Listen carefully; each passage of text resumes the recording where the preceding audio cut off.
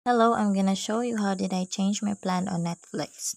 First, I opened the Netflix app and saw this note that says update your payment information to continue.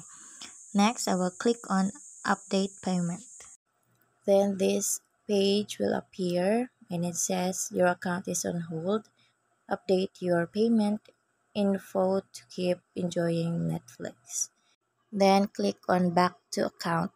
Then another page appears. All you have to do is to cancel membership.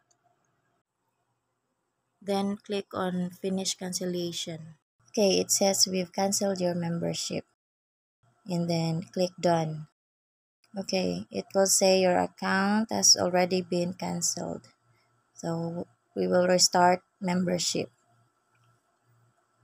Then it will pop up, then click restart membership, confirm your details, then change your plan.